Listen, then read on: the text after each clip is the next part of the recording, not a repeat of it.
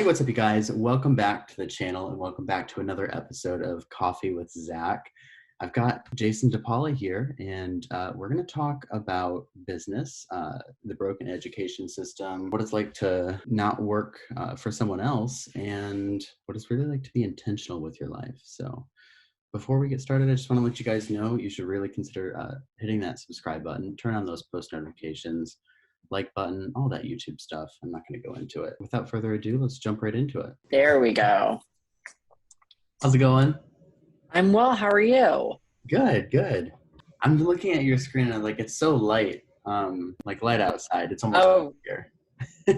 Yeah, no. In Oregon, it's like, it's like 3:30, so the sun doesn't go down until like 7:30. Yeah. So we still have like 4 more hours of daylight, and then it's it's 3:30. It's still like blue. It's just like barely starting to have like angled shadows. So Yeah. But yeah, it is very bright outside. I'm saying we've got maybe half an hour or so before it's dark all the way here. So let's see. Oh, by the way, what do we want to talk about? We didn't. Oh my gosh, no, that's whatever you want to talk about. I am fairly open book. Awesome.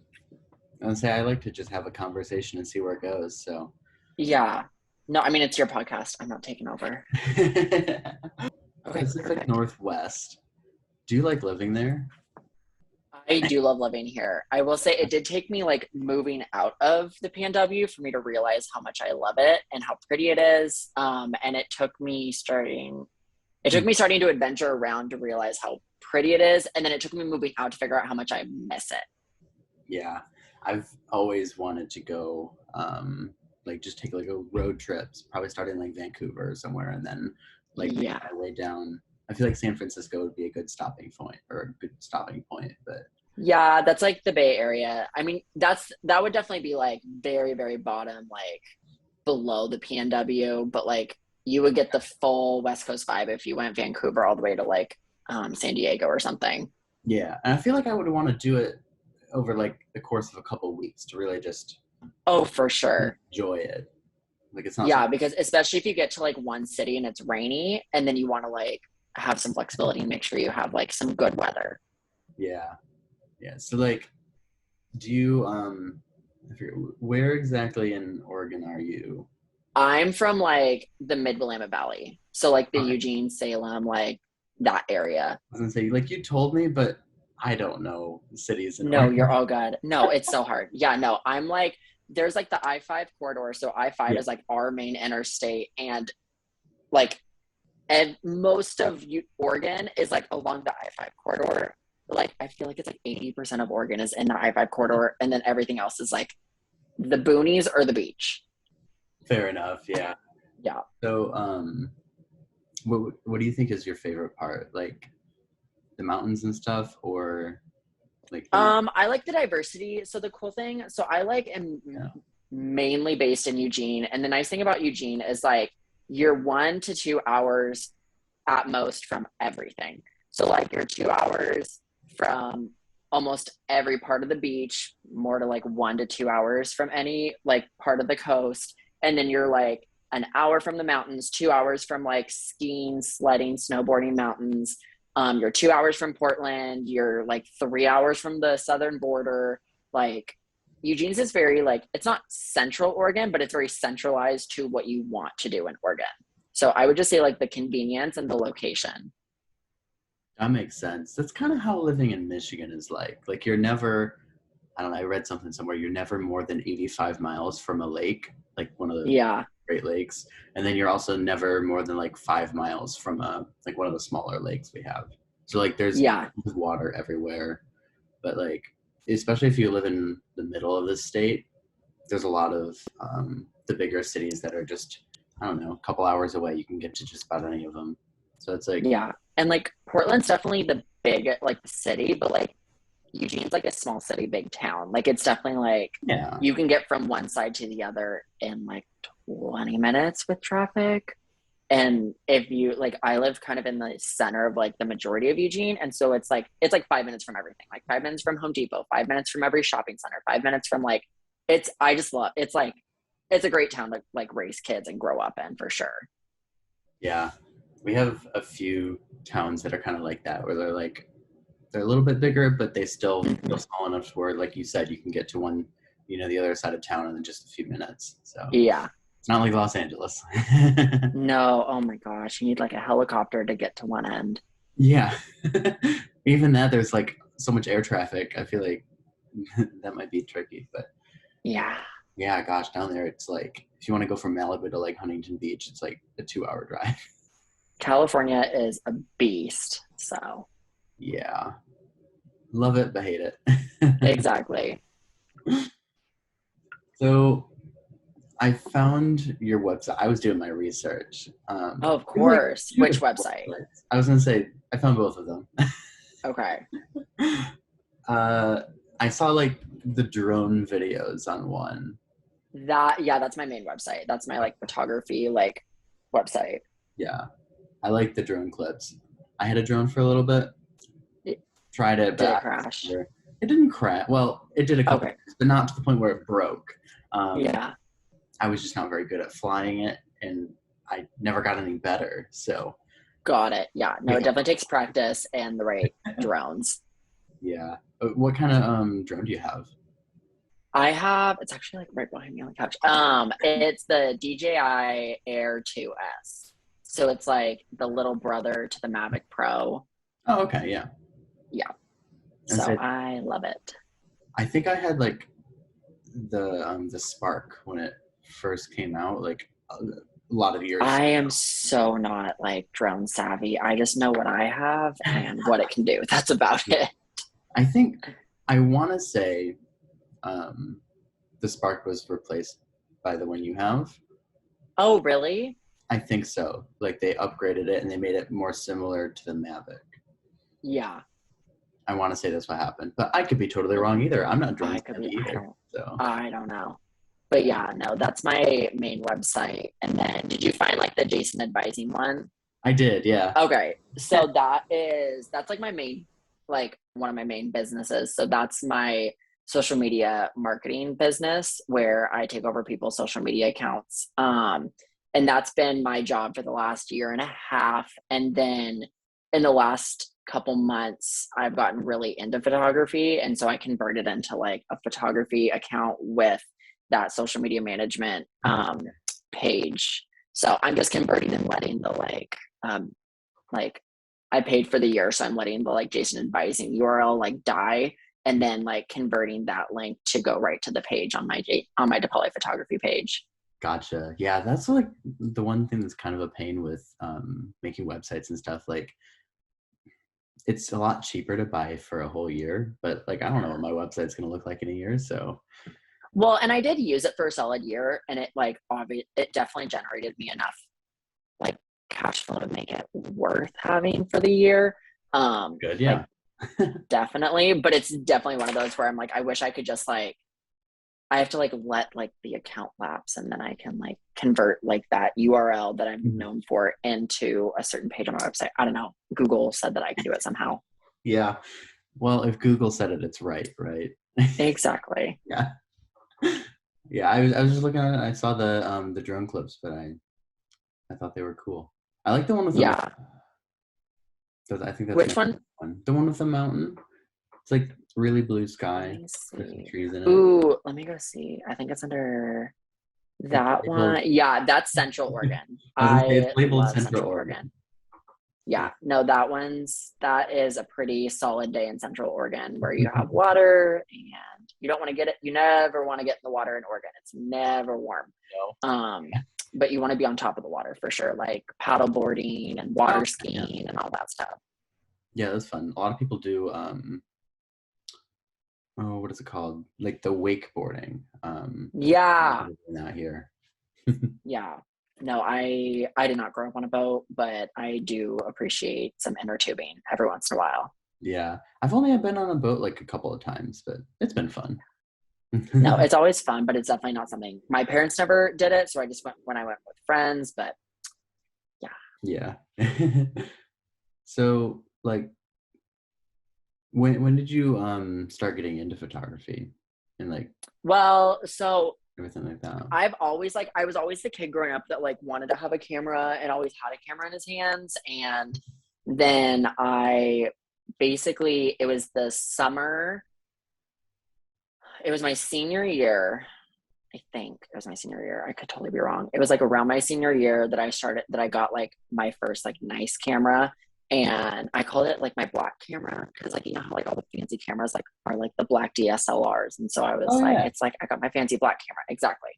Yeah. And so I got my like first nice camera in, I think it was senior year. And then the senior year when I graduated, I did the senior photos for like 10 to 15 girls that were going into their senior year. So like the year below me. And I made like stupid good money. Cause I remember being like this, like, cause I charged like, I think it was like $300 for a session, and it was 2 hours, and they were getting like 300 to 400 photos, and it was like totally worth it. And I made like really good money that summer. And I was like, huh, like that was the first time I like made good money in a business. And I'm like, this is so smart, because I'm like getting paid not just for like my time, but I'm getting paid for like my knowledge and my experience, and like for being me, not for like just being a number in a system.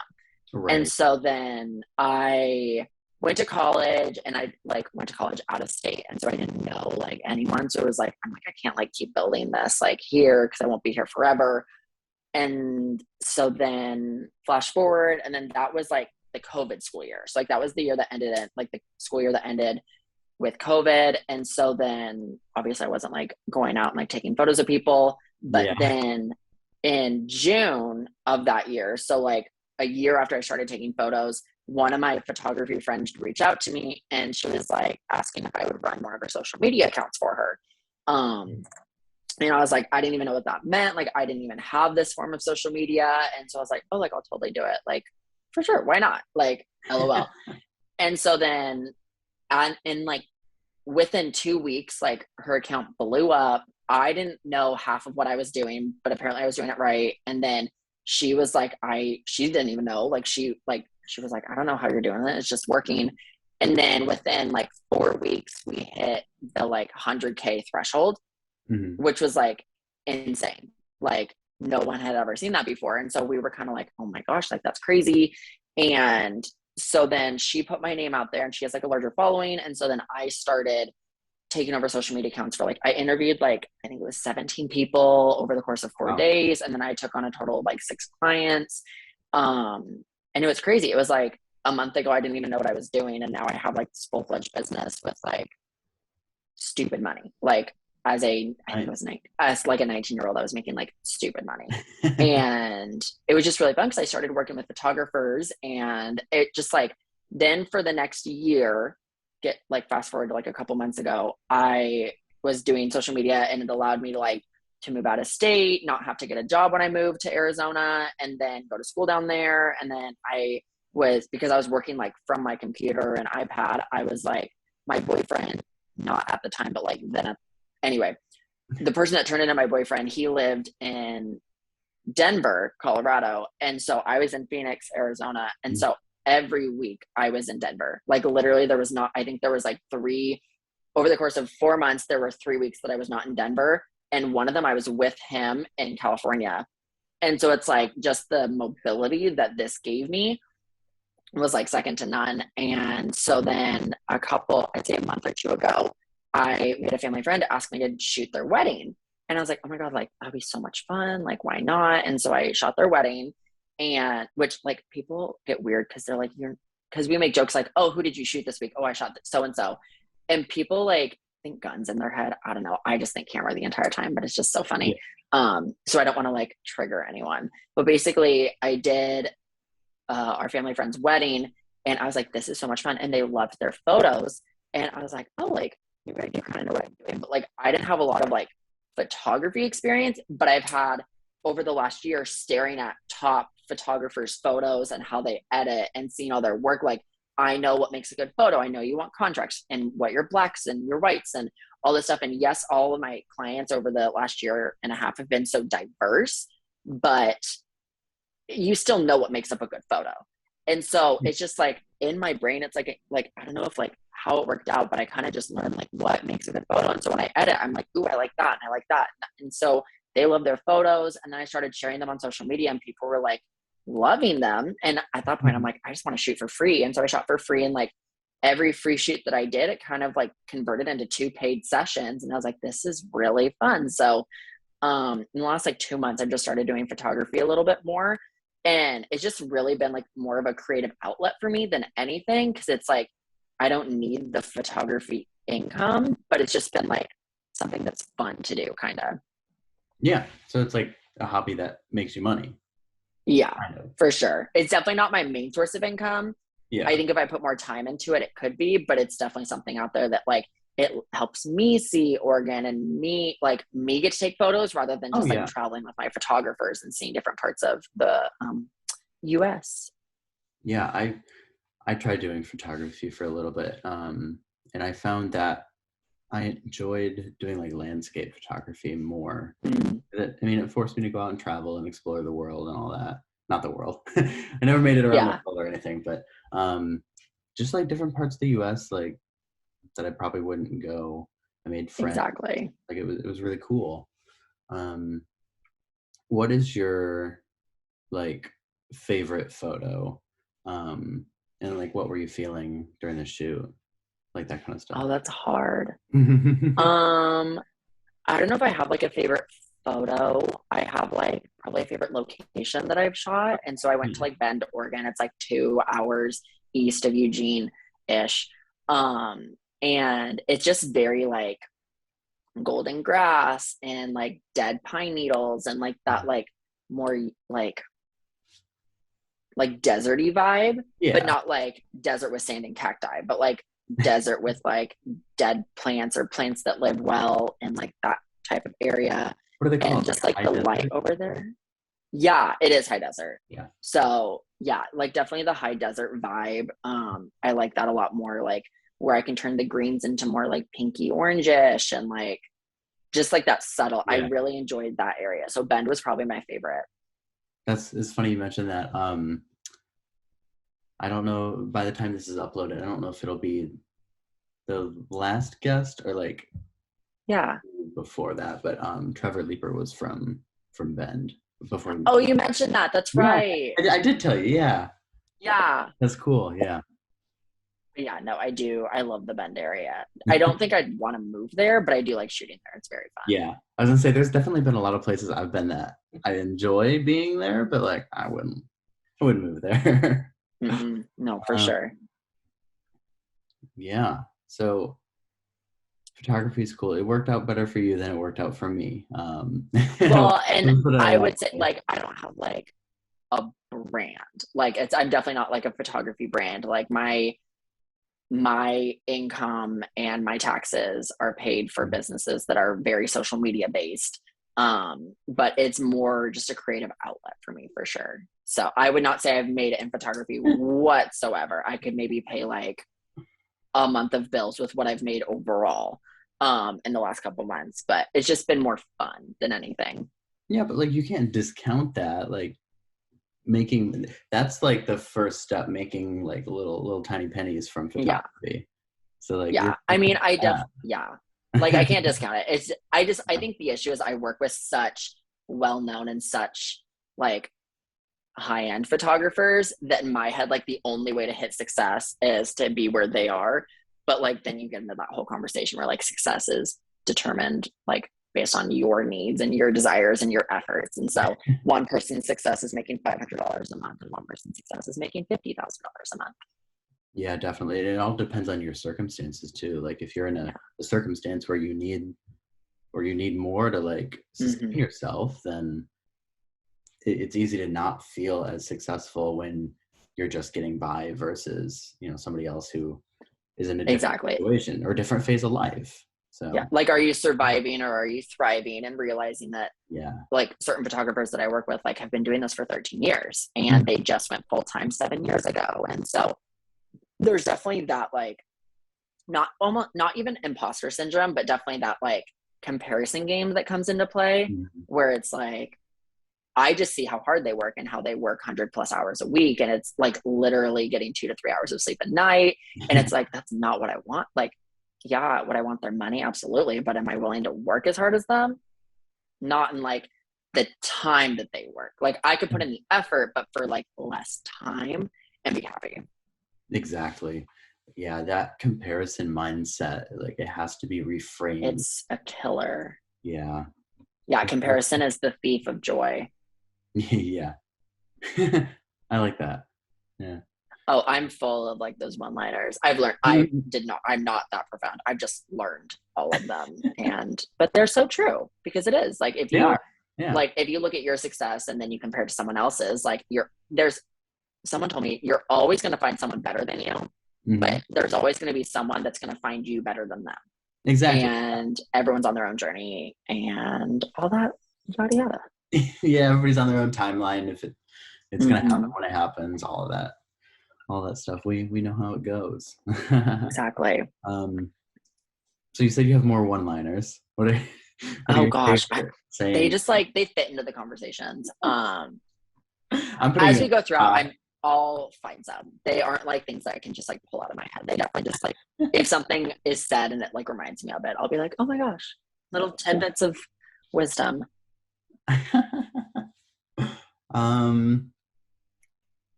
Let's see. So like you're kind of into social media too, aren't you? Like, yes, very much so. Yeah. Without social media, I would not have the life I have. Yeah. It really does change like everybody's life though. Like I can't imagine what it'd be like without social media, to be honest. It would be weird. I don't know how my parents grew up without it. Like yeah. Well, and I just think about like the networking I've done and like the people I've met, the fact that it's my income, like from one of my businesses, and the fact that it's like how I meet people and how like I seriously without social media I'd probably be working like a 9-to-5 job, which is not the move. Oh, I can attest to that. Not fun. But yeah, you mentioned just like meeting people. Half of my friends don't live in this state. They live every other state you can think of. And it's like, how would I have met those people? Yeah. And developed those relationships and all sorts of stuff without the internet? 100%. Yeah. And it's like, I moved to Arizona, like, because I have people that I've met and like families that I've like been a part of and like surrogate moms that are in the Phoenix area. And so it's like, it was kind of like a no brainer. I was like, oh my God, I'll go to Arizona. Like if I have to do school, like I always say, like, if I have to do school, I want to do it somewhere I want to be. And then I'll find a major after that. Like I just need my expensive piece of paper to hang in my office. And then, yeah, I am not a school kid. I hate every minute of it. Michigan, they do this thing right now. Like if you worked during the pandemic, they'll pay for a free associate's degree for anyone who doesn't already have one. Yeah, so like all people had to do was just apply for this this grant and then wait for them to process it or whatever, and you can start an associate's degree for free. So that's what I'm doing. I already dropped out of college twice. Didn't work out twice, but my ongoing thing with myself was I wasn't going back unless somebody else was going to pay for it. And it was always a joke up until. But then it happened. Yeah, it happened. So I'm like, oh well, now I gotta go and suck it up and finish the degree. But so far, so what do you want to do with what do you want to do, like work wise? So a sweet spot with me. I like finance and I like analytical things like that. It's really boring, I know. But no, I was a finance major at first. Oh, that's cool. Yeah. So you get it. I also like the media industry though. So I feel like financial analysis in film would be that. I think that would be where my sweet spot is. Yeah, no, for sure. And there's totally a market that's definitely growing for that. Yeah. Yeah. I think that would be really fun. That or just anything like analytical in finance. But I don't know. It'll happen how it happens. I was going to say, like, if I just keep doing my podcast or whatever, if that takes off, then I think that would be ideal over working like a 9-to-5 and stuff like that. But I tell people I retired from corporate America in December of 2019. No, 2020. It was 2020. I definitely. But yeah, if I have it my way, I will never work another 9-to-5 job in my life because I have to. Yeah, I tried it for a little bit. I had like a corporate videography business going for a while, and I managed to have one decent client, but then I think they kind of saw the onset of the pandemic, and they were going through like some other like internal things where they're kind of restructuring and cutting back and that kind of stuff. So they didn't, they didn't have the budget anymore, and that kind of fizzled. Yeah. So I was like, all right, well, let me go get another 9 to 5 and see how this goes. Yeah. So it was, well, and there's a timing for everything. So yeah. And I think maybe had the circumstances been different, it might have worked out. Like I could have gone out and found other clients and stuff, but I was not in a position to fund everything myself. And then just the whole lack of resources, an oversaturated market, with the onset of a pandemic and everything, it was not a good combo. Like it failed miserably. So it was almost like a reality shock when I, got back into the whole 9 to 5 real job thing, or real jobs, should I say. Yeah, not fun. It's going good now though. Like I don't mind it as much as I thought I would. Like, and where are you working? Oh, I work at a property management company. I'm in accounting right now. Oh, cool. So somewhat aligned. Okay, so numbers, finance, good. Yeah, just not quite the industry, I think, long term. So No. At some point I'll have to do like an industry switch, but some point down the road. Yeah. But yeah, like it's not that bad. But if I had my way, I also would not have a normal job. I shouldn't. No, that's definitely the vibe. I was gonna say I shouldn't say normal. We shouldn't like label jobs as normal or not normal, because realistically, anybody who works for themselves, I mean, it's still a job. Like, I think that should be the normal. Can you imagine if everybody just worked for themselves? Everybody just sold their own things or services or whatever. Yeah, a different world. It would be. Maybe some point in the future. I think we're moving in that direction. I definitely think we're moving more towards individuals and more disbursement of income and less like separation. Yeah. I don't know. I'm not political or anything smart with that, but I definitely, there's like I could see a transition between more like the money being all spread out a little bit more. I think so too. And I think people just want independence. Like they want to do freedom. Their own thing. They want, I don't know, they want instant gratification so they can take something, turn it into a business and see that income start adding up and instantly like improve their life versus waiting 30 years to get like 2% raises a year, that kind of stuff. Yeah. I mean, which option would you pick, I know. There is a beauty. There's also the issue is not a lot of people are business minded enough to make it work. They don't see the short-term sacrifices. People want security.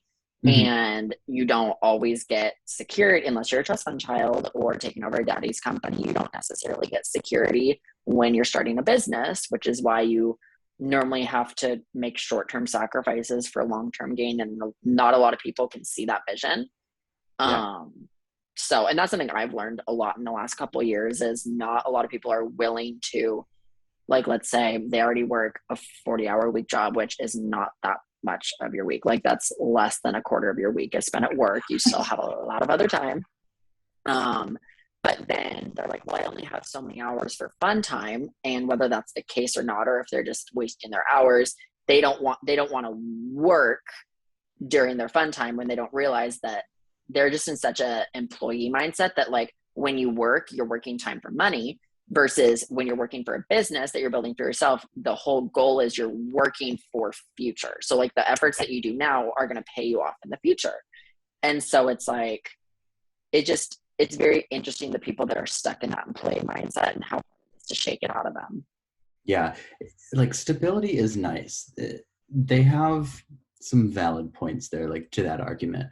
But if you really focus and delay gratification and just really dive into what you want to do for yourself, you can still build that stability for yourself. And arguably it'd be better than the stability of working a 9 to 5, because at any moment they could fire you. And if they fire you, what happens? So, exactly. And your health insurance goes away. And then then all of a sudden, where's your stability? Yeah. Versus having a business that you're in charge of that you know how it works and functions, and you know, as long as you work hard enough, you'll be fine. Yeah. So, and I also think that there's something to be said for just multiple streams of income in general. Definitely. Yeah, it's not even stability, really. It's like the illusion of stability. And people are just so blindsided by that it's all they can see. So yeah. that was a good discussion. It was nice. So you went to college out of state. We did. You said you started in like finance and stuff like that? Yeah, I just started in finance. So I went up to Seattle U, and I started as like a finance major just because like I don't know what I wanted to do. And then I very quickly realized like this is not my crowd. And the marketing kids were more in line with my like style, I would say, and like what I want out of life. And so I switched over to marketing. But that first quarter, because it was on like 3 quarter, it was like, it wasn't trimester because there's 4 quarters because I did summer, but the first quarter was miserable. I hated it. It was dark and rainy, and I didn't make many friends, and like it was very difficult. And then I went home for Christmas break and had like a month off, and it was like I had never been so happy. And then I went back and I was like, okay, I need to get a job, because I was making enough between like business that I was doing that I didn't need to get a job, and I was fine. But I realized like I just have too much time on my hands, and so I needed to get a job. So I applied to Lululemon and Mercedes-Benz, and I got both of them, but the Mercedes was closer, and so I took that one. And I didn't have a car, so it was all about Ubering, and that's just why I was like, I'll take that. That's way closer. Yeah. So then I worked at Mercedes, and it was my favorite job I've ever had. I loved working there. It was very fun. I basically promoted like 3 to 4 different times within the short time that I was there, just from like responsibility, and them realizing like this could actually like 99% of their employees just show up for a paycheck. I show up to like change, like to make someone stay better. Yeah. And that's always been my like thing about working, is I'm like, I don't ever want to work because I have to. I want to work because I get to. And even if I am in a position that I do need like ABC, like, yes, I need money. Like, I never want to present forward with a mindset of I have to. And so I just like leaned into the job. I absolutely loved it. And then COVID hit. And so I had to go home, and I was so sad because I had just made like my first friend that I didn't have when I started. But that was my favorite job I've ever had. And then I finished up the school year, and then stopped going to Seattle U. And then right in that summer is when like my businesses blew up. And so that's when I was like, okay, I need to take the fall off, like fall of 2020, because I was like, I need to get like a handle on everything and figure out what's going on and like just do all that. And then I took the fall off, and then I transferred to Grand Canyon University in Phoenix. And I started there like January 2nd or something. And then I proceeded to spend more time in Denver visiting my boyfriend than in Phoenix. But school was all online. My work was all online. So I could just do everything I needed to everywhere. And so I was a marketing student. And then I finished up in April at GCU. And I was going to go back, but then we had some like family stuff happen. And so I decided that going back would probably not be in my best interest, especially because like I won't be able to like focus. So I have a good support system down there, but it's just like being home with the family was definitely the priority at that point. And so that's where we're at now. And I'm kind of in that in between. I think I'm going to transfer to University of Oregon in January, but 6 months from now, that could totally not be the case. Right. Yeah. You never know like what your timeline has in store for you. So exactly. So, but yeah, throughout this whole thing, I've just been so grateful for like what I do for work, because it's like every state, like the mobility and the freedom that I have to just move wherever I want right now. And like my 0 ounce of my brain is like, oh, like, am I going to get a job, or what job am I going to do, or transferring to this branch, or is this located? Like nothing about that is even crossing my mind. And so it's like when people talk about moving, I'm like, oh, it's so easy. You just pack up and rent a U-Haul. And they're like, no, but I like you realize 90% of like, I swear, these are Jason numbers. It feels like 90% of what stops people is like their job. And I'm like, I just hate that so much. And like, that's where I feel very passionate about helping people not have to work a job, because it just gives them so much more freedom and like Yeah. working a business or building a business. And there's just so much more flexibility there. Yeah, definitely. I was gonna say, I think I mean, you're onto something there with the whole job being the barrier of moving to a different state. Freedom in Even your just like, life. yeah, like it can even stop you from moving 20 minutes down the road. Like people don't want to drive that Exactly. far for work. And if you don't have to worry about any of that, then you really can just pick up and go anywhere. That's one of my goals, is honestly to live so minimally that I could just throw everything in the back of my car and move Mm-hmm. to LA or move to Miami or somewhere as far away from Michigan as I can get. Like, Yeah. No, there's our like grandparents' generation. They're like, what everyone wanted to do back then was get married like at 18, buy a house, build a family, all by 24. yeah. And our generation, like, we're willing to take like a breath, and Mhm. we're willing to see like, and yes, that's because prices have changed and everything, but it's like we want to experience, we want freedom, we want like time and financial freedom. Mhm. And I think our generation, we're at that like in between stage right now. We're like like popcorn, like people are figuring it out like one way or another. Yeah. But I feel like we are at the like, it's just going to sound really dramatic, but I feel like we're at like that precipice where people are like, there's a better way to do life. Like, I just feel like people honestly like die at 25, but they're buried at 85, Mhm. because they get a job and then they climb the corporate ladder. And then by the time they retire at 65, 70, 75, some people aren't even retired at 75. Like, what are you going to do?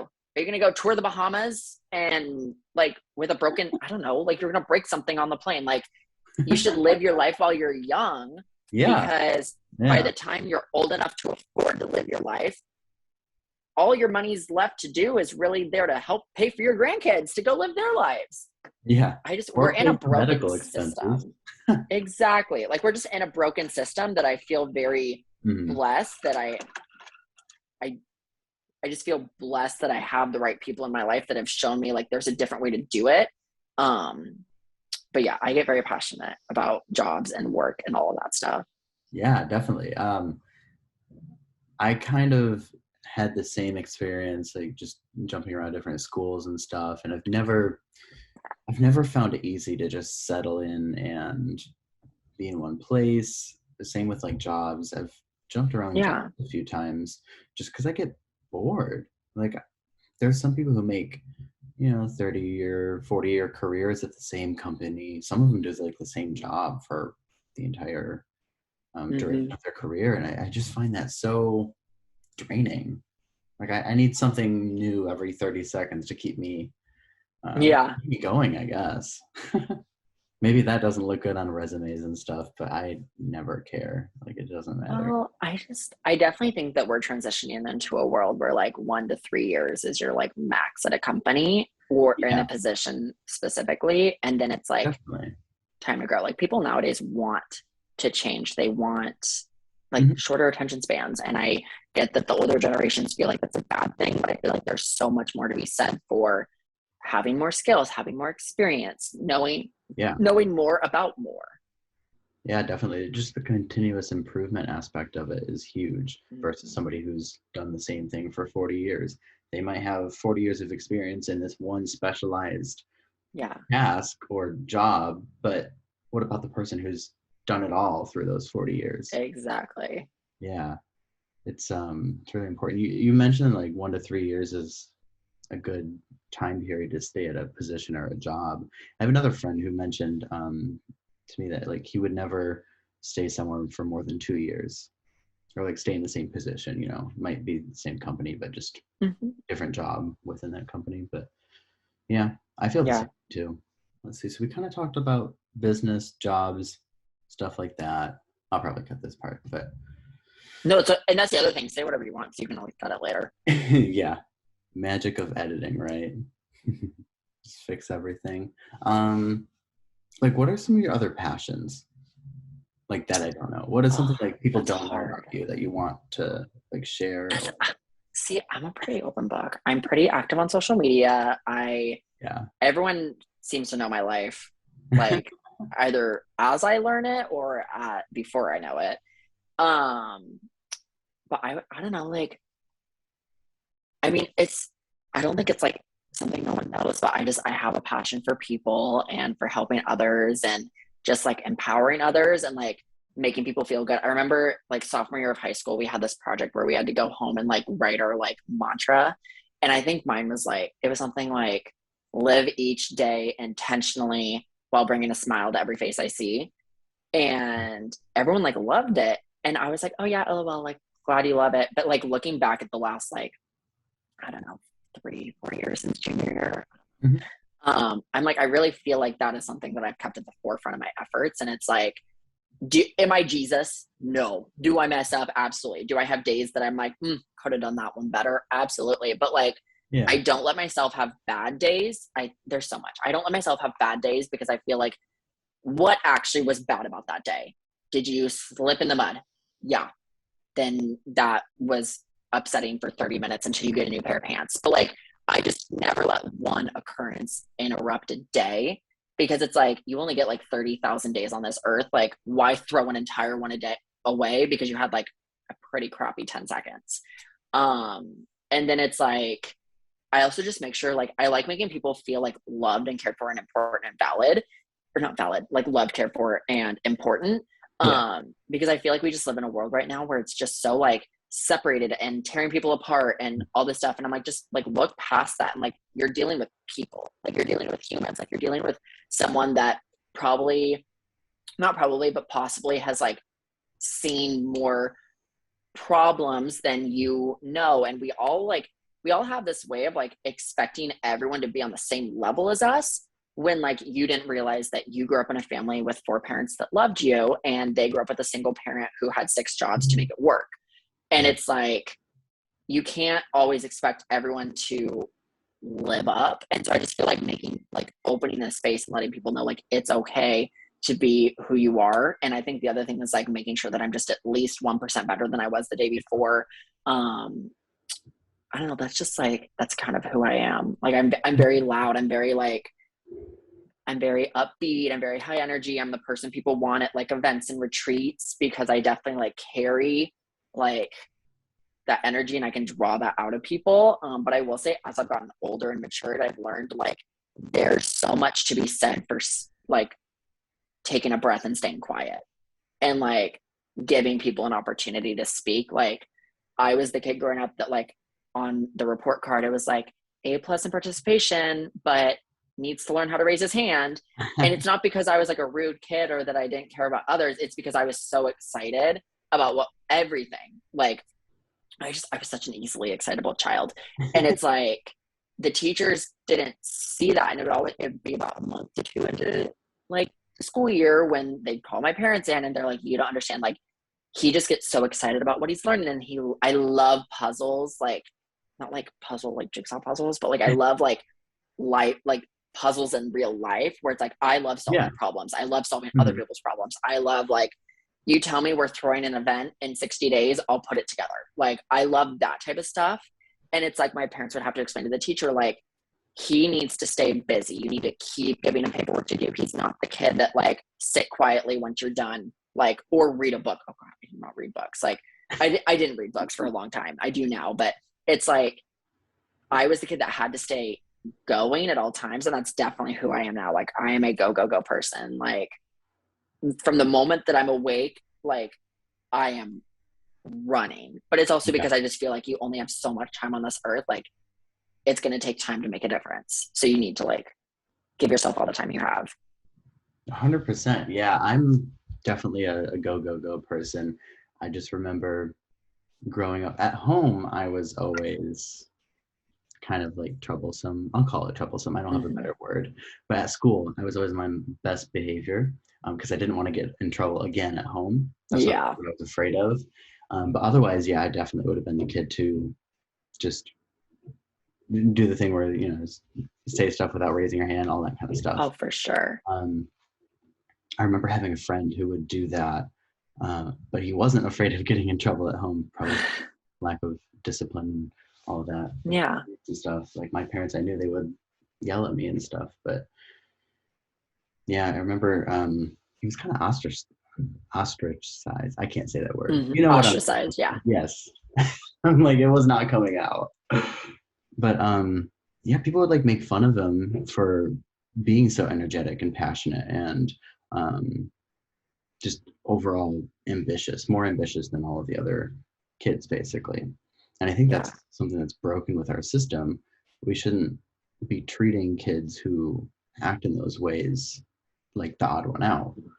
Yeah. 'Cause really, those are the kids who are going to grow up and be successful, right? Um, Yeah. Because their brain works different. They're not yeah. like, I feel like the system we have right now, at least like what the school system I went through, it just feels like it built people to be good employees.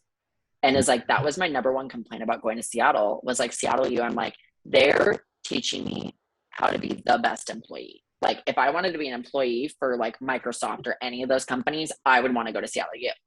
But I want to be a business owner and there's not a class for that. They want me to be a good employee. That doesn't like that just, it felt like a lot of their marketing to get students there was like to be a business owner and like just be more entrepreneurial and creative. But then once you start taking classes, it's like, you're just teaching me how to be a good employee. Like that's not what we're Mhm. looking for. So, but yeah. Yeah, that's just not it. I remember that's kind of how I felt with you kind of brought up like misadvertising just different programs, Yeah. right? When I went to MSU for physics and chemistry for like half a semester, and I remember it was just pitched to all of the prospective students.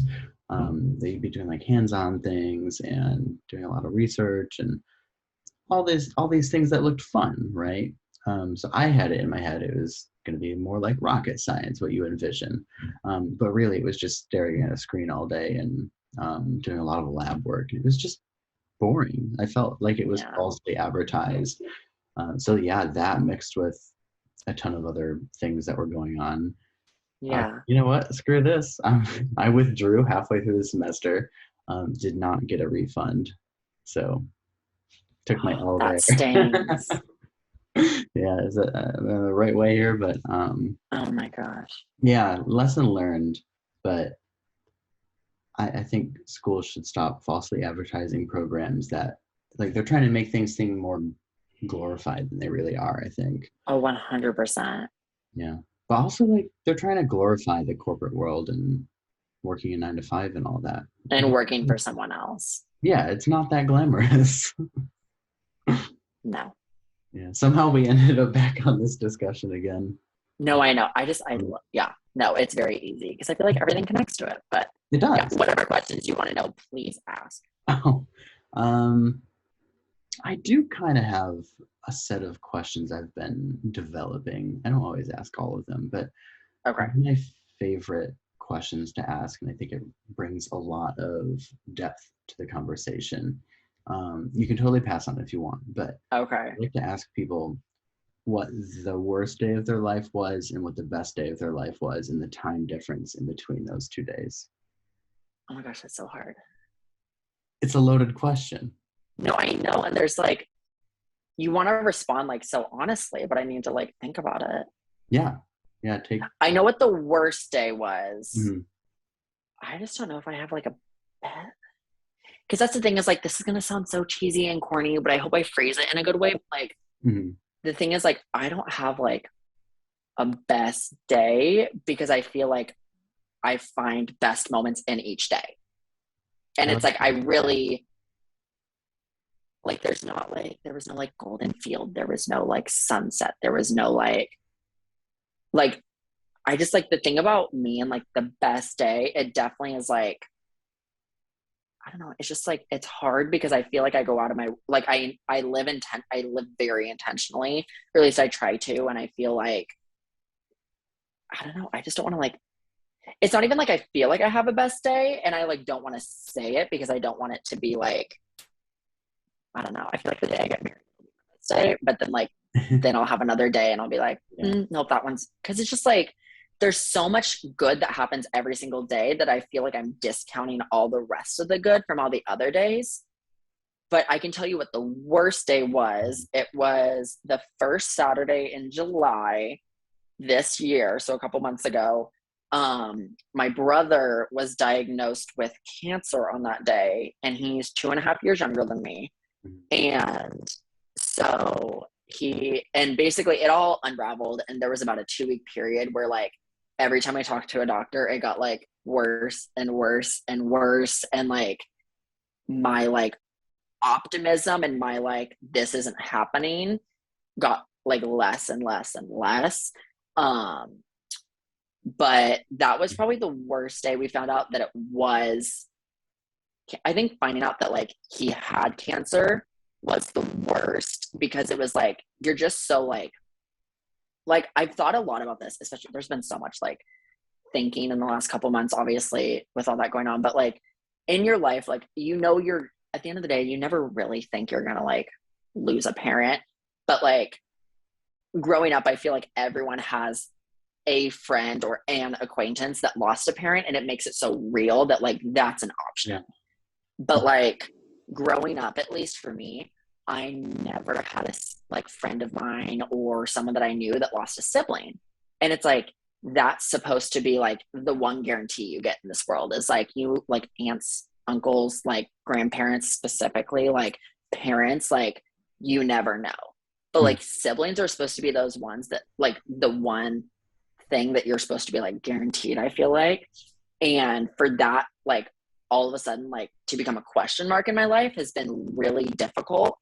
So that's definitely like, I would say that Saturday was the worst. And then, because someone asked because we talked about this actually a couple weeks ago, and they were like, well, what about the day you found out what type of cancer it was? Because like that was a pretty serious day. And I was like, it wasn't that I was like happy that we got the diagnosis that we got, because it was like, it's basically the worst diagnosis we could possibly get. But we were like one step closer to the action plan.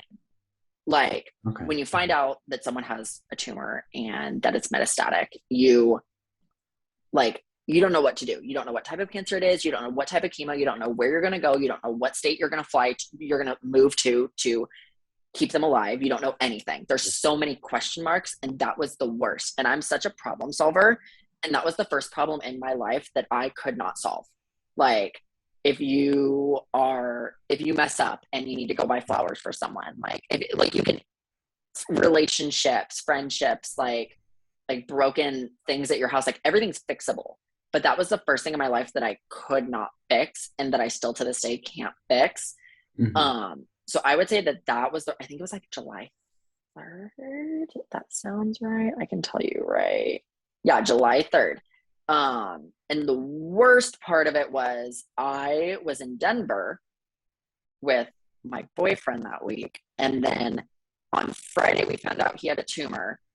And so then I was like, and this was like Friday at like 3 p.m. And I'm like, well, and I wasn't supposed to come home until like Saturday night, but that was way too far away for me. And so I ended up booking another flight that was like left at 5 a.m., but we were an hour from the airport. So I ended up getting to bed at like 2 a.m. or I went to bed at like 1 a.m. and got up at 2 a.m.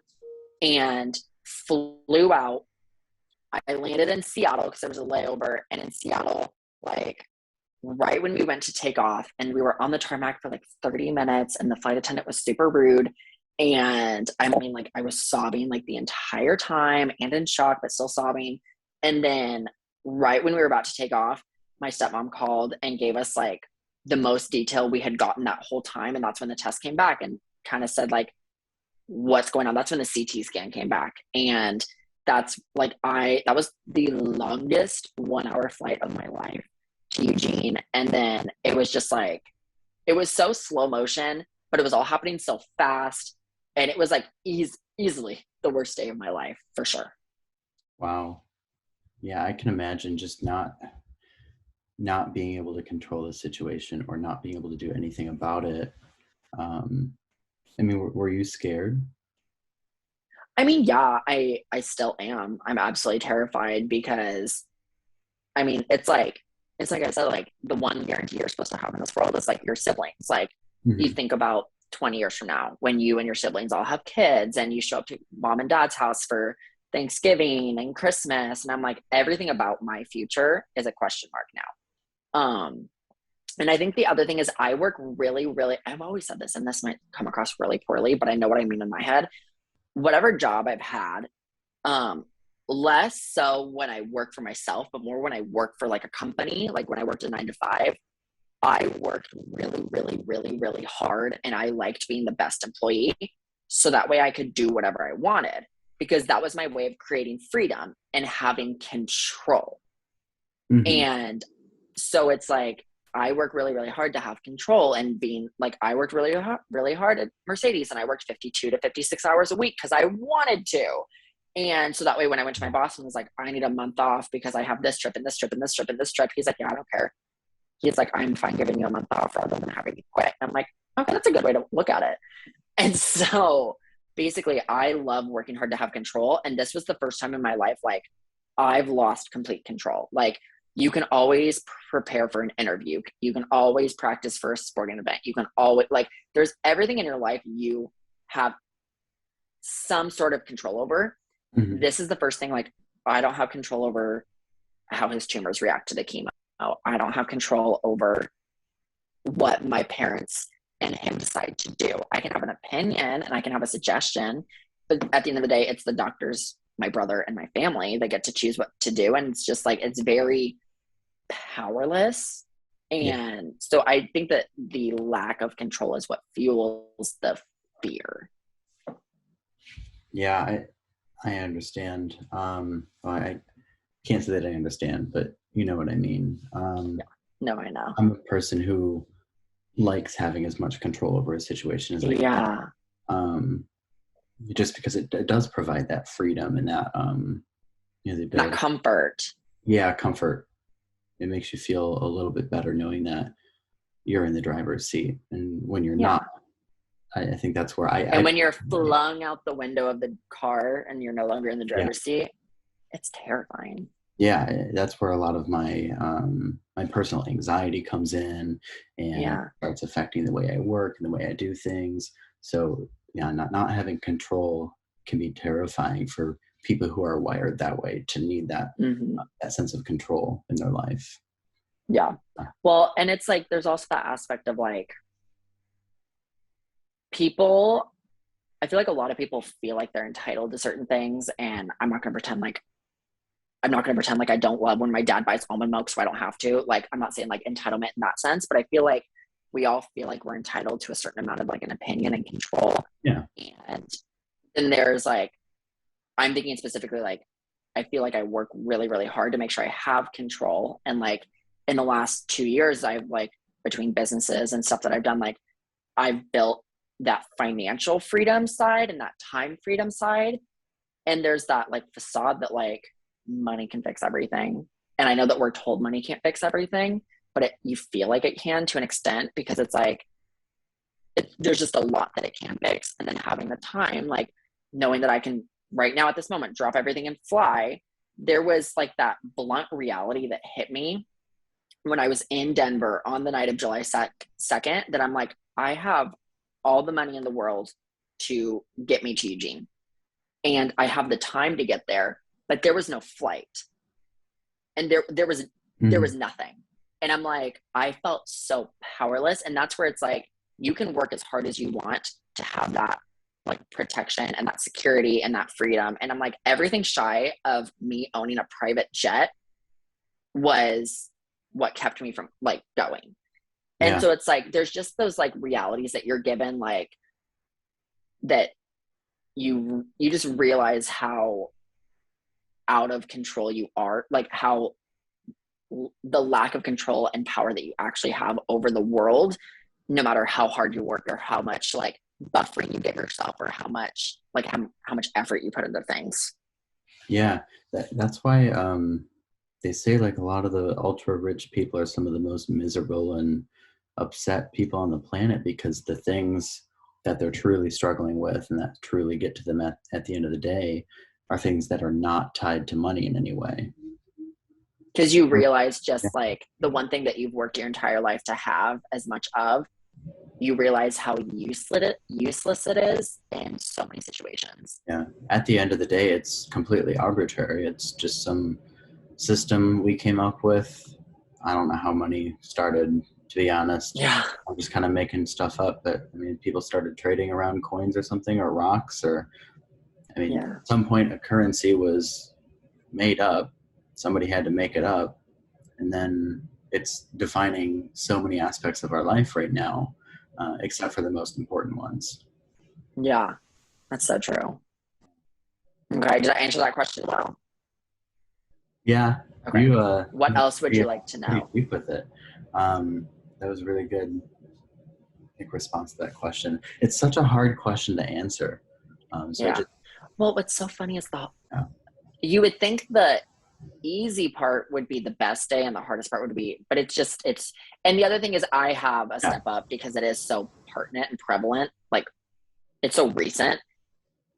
But even if you ask me like on July 1st, like what my best day of, I've never been able to answer that question. Like, what's your favorite memory? What's your favorite, like, you have to, like, I have to tone it down a little bit. Like, even when you ask me, like, what's your favorite memory with so and so? I'm like, I don't know. Like, I'm just a time person. Like, the more time I can accumulate with that person, the better the relationship is. Like, there's no yeah. specific day. Like, I'm just not that person that, like, I see like the accumulation of the relationship over time. I kind of But agree. Like the whole time factor. Um, I feel like relationships grow with time, of course. yeah, And I've kind of grown to appreciate all of my memories in some way or another, even the bad ones and even the ones that make me sad. You still have to appreciate those, because if you were living your life only remembering the best days of your life, um, it's it would be pretty boring. yeah, like You'd there's have you don't no have frame those of ups and reference. downs. Mm-mm. That's kind of what I was looking for. So like when something good, above normal good, actually happens to you, or when something bad happens to you, you wouldn't have that frame of reference, Yeah, to be able to know those feelings when they come. exactly. Well, and I think, I mean, and you might have to do a lot of editing to get this back in there, but like to answer like the distance between good and bad, I feel like and I don't know if it's because I literally don't let myself have bad days. Like my tire could pop in my car, I could get into a car accident, like, and I would still choose to say a lot of bad things happened that day. I will never ever be caught dead saying that that was a bad day because it's like, and this was I swear this was before the diagnosis, but like I've never been someone that has just allowed like one thing or 10,000 things to go wrong to like Mm-hmm. be like, just bad things happen, but also good things happen. And it's like even the day that I was diagnosed, like I wouldn't say that that was even the worst day, just like horrible things that happened that day.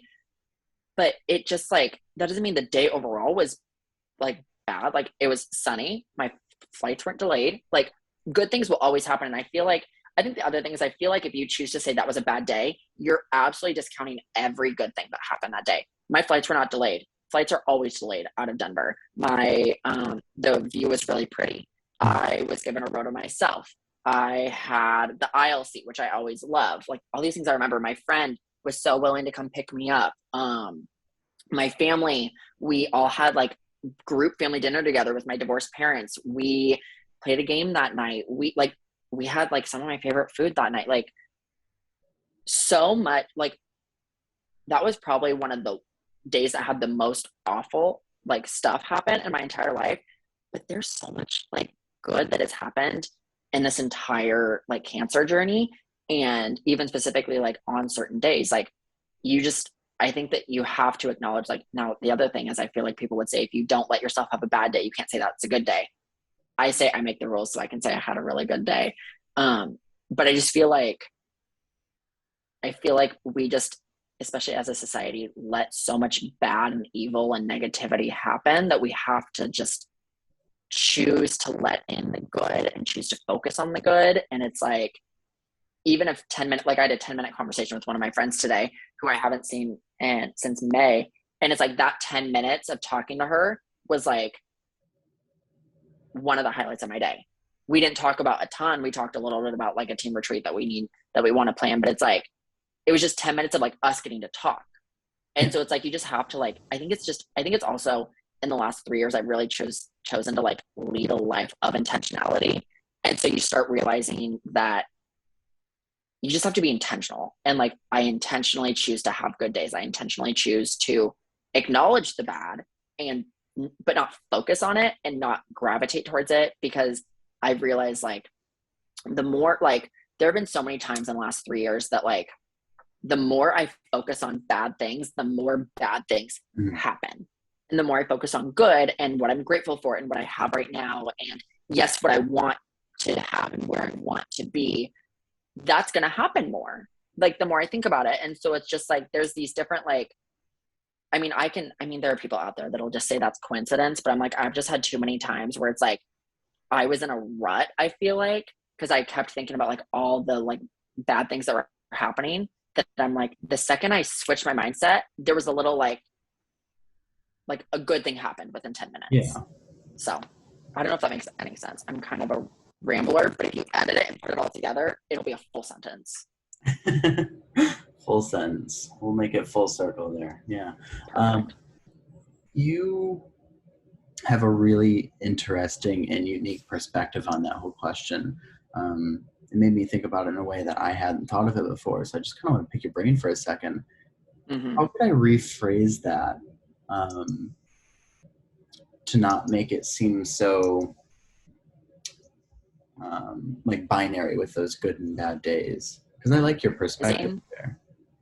Like, do you want the question to still be polarizing or not be polarizing? I want it to still be polarizing in a way that it adds a lot of depth to depth contrast to the conversation. But now that we've had this part of the conversation, I don't feel it was phrased in the best possible way. I mean, would you agree? Well, and don't get me wrong. Yeah. Well, I'm never gonna like insult someone that's trying to like, and the other thing is like, you're actively trying to like grow and be better and change the thing. So I don't. Yeah. I think that the other issue is I listen to questions the way that I want to and not necessarily how they're phrased. So I'm kind of a dangerous person to ask. But I think that you could like even change it into like from day to moment. But I think the thing is like the way the question's phrased, you get the point across.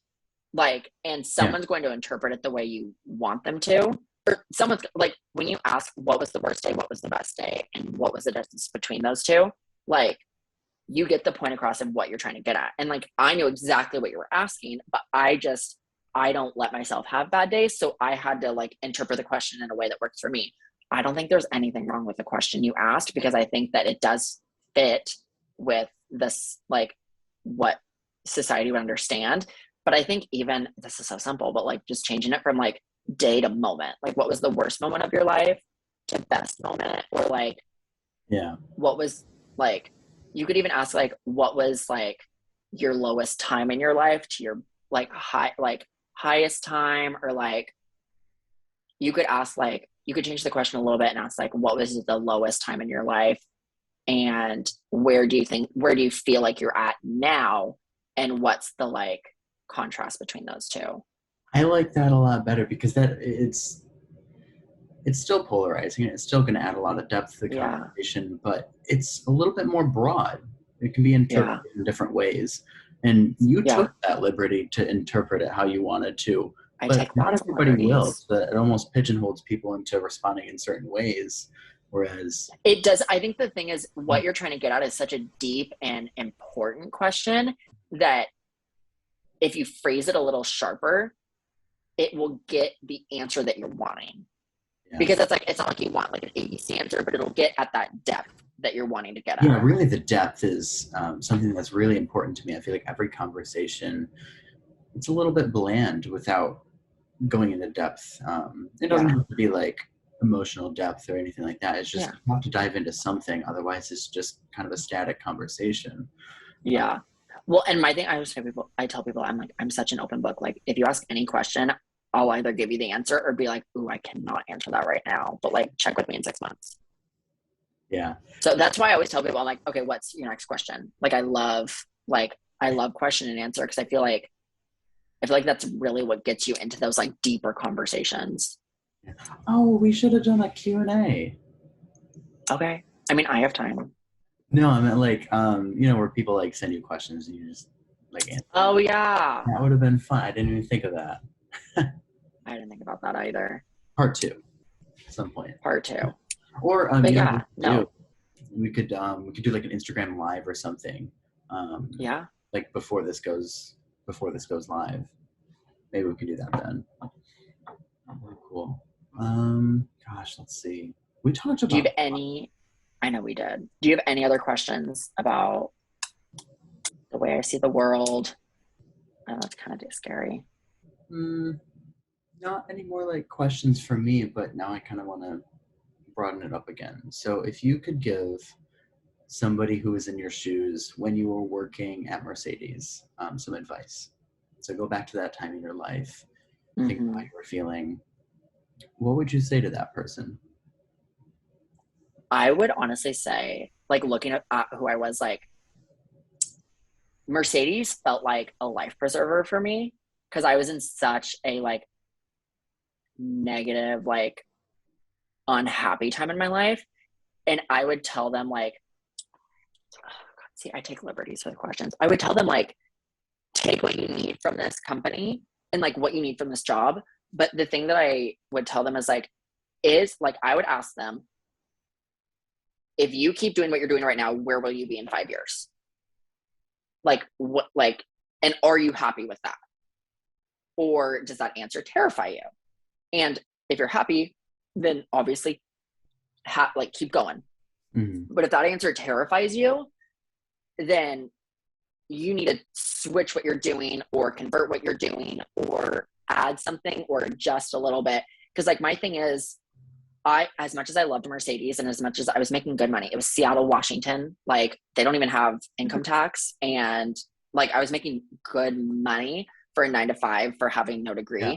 but I wasn't going anywhere and I wasn't getting anywhere. And no matter like how many raises over the course of 50 years or whatever I would get, at the end of the day, my time would always be worth a certain amount. Like it would always, no matter what, it would always be something per hour. And I don't want to live a life where it's something per hour. I want to live a life where it's leveraged time and like income that I get to choose. And so I think that it's like, I think it was important for me to work at Mercedes because it helped me get back on my feet. It helped me get confidence. It helped me get into that community feel of like, oh, I'm important. I'm valued. I am appreciated. I am the client's favorite person. Like I'm the person that when people came in, where they normally go to our competitors, when they came in and chatted with me, they swapped their service over here. Like that gave like me bringing me when I positively, it's so hard. When I positively impact someone's life, that's when I've had a good day. And so it's like Mercedes was really easy because I just loved working and it was almost like crack to me because like the harder I worked, the better the like reviews I got, which made me work harder, which made me work at better reviews. And so, but no matter all that aside, if I kept doing what I was doing then, I'd probably still be doing the same thing today. I wouldn't have the time freedom. I wouldn't have the financial freedom. I'd probably be up there working while my brother's in Portland getting chemo and radiation. And I wouldn't be able to take him and be flexible. And hey, Jason, can you take Ty to chemo on Tuesday and Thursday? Absolutely. So it's like, I would say, take what you need from this experience and grow from it and make a choice and make decisions that are going to improve your freedom. I think that as long as people are making choices in their lives, thinking about time freedom and financial freedom at the like forefront, they're going to make the right decision. And I think the biggest thing that people need to realize is short-term sacrifices for long-term gain.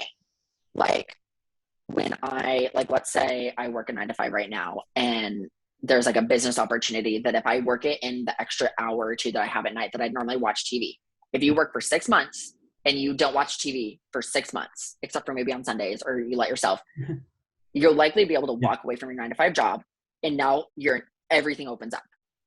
And so it's people like realizing that it's that when you are able to sacrifice short term, it's like that vision. When people can get that vision, that's when doors fly open and windows like shatter.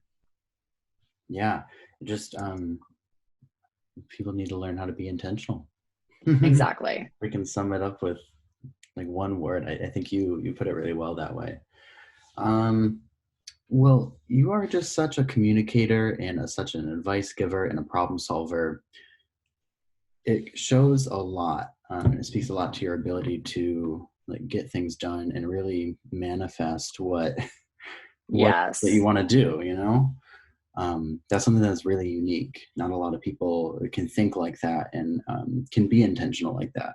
Well, I take that back. I think everybody can be intentional. They just have to. Not everyone chooses. Yeah. Yeah. Yeah. And as I tell people, I'm not Jesus. I'm not the best at anything. I just am intentionally trying to get better at everything. Yeah. And I feel like you also have to So, be intentional to be intentional. isn't it funny like that? Yeah, it's like that. It's like a circle or whatever they call one of those things. I don't know. There's a word Yeah. for it. My brain's kind of fried right now. It's like, Oh my gosh. Yeah. but you know It's what like I a mean? paradigm or like, oh God. Paradox. Paradox. There it is. There it is. Well, on that note, is there anything else you want to share? Where can people find more about you? What are you? Oh my Anything posting gosh. up? Yeah, I mean, like, just go follow my Instagram. I'm always posting on my story about different ways to improve your life and eat healthy and live a healthy lifestyle, both physically, but also mentally. Because I think that there's a holistic approach that is left out a lot of the time, where if you just drink protein powder by the spoonful, you'll have all your problems cured, but it really takes intentionality behind all of it. So, yeah. Yeah. Oh gosh, that's that's one thing I learned. I lost a little bit of weight, and the second I let off the gas, it's like you start seeing the old habits and things like that come back. Like that's one area of probably a lot of people's lives where being intentional is absolutely necessary. Yeah. Well, and that's like one of the big things is you have to know why. Like, why are you wanting to, for example, lose weight? Like, are you wanting to do it for someone else? Or are you trying to, like, at the end of the day, your why has to have eyes, and you, like, most of the time you need to be doing it for yourself when it comes to like physical stuff about your body.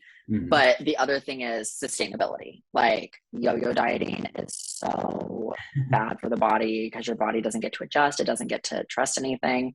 But that's where finding sustainable ways to live your life and sustainable practices that you can put into play that help you, like, just different habits, like healthy habits basically is what I do. So, but yeah. Yeah, it's like Anyway. about the big picture and those long-term results. Exactly. Yeah. Well, yeah. Thank you so much for this conversation. It's been a lot of fun. Yeah. Thank you so much for having me. It was super fun. When I got the DM, I was like, what is this? And I'm like, oh, this sounds fun. Why not? Like, how did you find my account? Don't know. I might have been looking through like mutual followers, because that's like a good way to make network. Yeah, like Instagram. Because like if people see that you have a mutual, and then like I think it there's something with the algorithm too. Yeah. Like I don't know if it sends messages to, there's like 2 inboxes on Instagram. I don't really know how it works. But yeah, something like that. So yeah, I think I just found you and reached out. I don't know. Got it. Most people, yeah. Understood. I was gonna say, I don't think it was from TikTok, because I was surprised that like you had a TikTok, like everything linked in your what do they call it? My link tree. Yeah. Yeah. Yeah. Oh my gosh. Well, do you want to do like the intro and outro, or how do we do that? We can do that. I don't want to like get off Zoom and then you be like, oh, we forgot this. I'd feel so bad. It's happened before. Actually, we were about to do it, and then Zoom actually crashed. So I was like, okay, well, I just won't do one for Not that. happening this time. It's fine. Right, we got this. This could be a train wreck, or we could do it one take wonder. Period. But yeah, let's get started. Well, thank you guys so much for watching, and thank you, Jason, for coming on, having a great conversation. If you guys like the video, or if you learned something, hit that like button. It really helps us out. Also hit that post notification button. Be notified every time a new conversation comes out. If you're listening on Apple Podcasts, by the way, a review goes a long way. So just a couple of things you can do to help me out. Jason, thanks so much again. Yeah, thank you so much for having me. I had so much fun. So yeah, you guys make sure you hit that like button. Zach's awesome. And I had so much fun chatting with y'all. Alrighty. Well, until next time, have a good one. Peace. Bye.